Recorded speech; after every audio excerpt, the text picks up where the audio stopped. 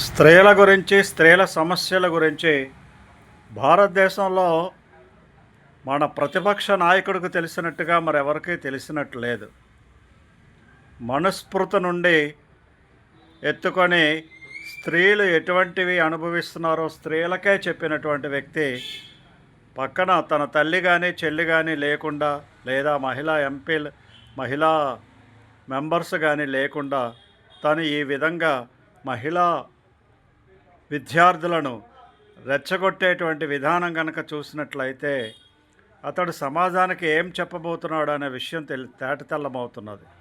మరీ ముఖ్యంగా కాంగ్రెస్ పార్టీ ఎంతకాలం నుండి వాళ్ళు చేసేటువంటి ఓట్ బ్యాంక్ రాజకీయాలు ఏవైతే ఉన్నాయో ఆ మతాలలో ఉండేటువంటి బాగోగుల గురించి ఒక్క విషయం కూడా, ఆ మతాలలో ఉండేటువంటి లోటుపాట్ల గురించి ఒక్క విషయం కూడా బయటకు పెట్టకుండా అతడు తెలివిగా హిందూ మతంలో ఉండేటువంటి తప్పొప్పులు, ఆడవాళ్ళు మరీ ముఖ్యంగా నెక్స్ట్ పడేటువంటి వాళ్ళు ఎవరైతే బాధలు ఉన్నాయో వాటినన్నిటినీ కూడా తెలుసుకొని చాలా స్పష్టంగా అవగాహన పెంచుకున్నాడు. కాకపోతే దానికి సొల్యూషన్స్ ఎవరిస్తారు? పార్లమెంటులో నాయకుడై ఉండి ప్రతిపక్ష నాయకుడు హోదాను అనుభవిస్తూ తన ముత్తాత దగ్గర నుండి చాలా కాలం ఈ దేశంలో అధిక భాగం ఈ దేశాన్ని పరిపాలించి ఇప్పటికీ కూడా ఆ సమస్యలు సమసిపోలేదు అంటే కారణమైనటువంటి కాంగ్రెస్ పార్టీకి రిప్రజెంటేషన్ చేస్తూ మళ్ళీ ఆ సమస్యను లేవనెత్తి ప్రజలను మేల్కొల్పడం లేదా ఉద్రేకపరచడం అనేటువంటిది ఏదైతే ఉందో అది అతను మరి ప్రజల్ని ఏ విధంగా ఊహించుకుంటున్నాడో మనకు అర్థమవుతున్నది.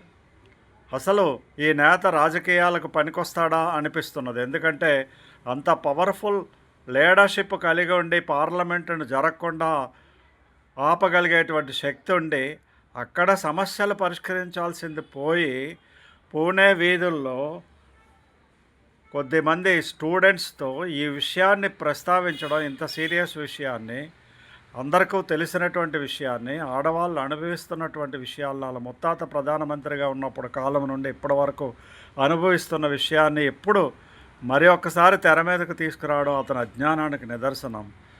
భారతదేశ ప్రజలారా, మనం అందరం కూడా ఆలోచించాల్సింది ఏంటంటే ఇటువంటి నాయకుల వల్లే భారతదేశం ఇంకా వెనకబడి ఉన్నది.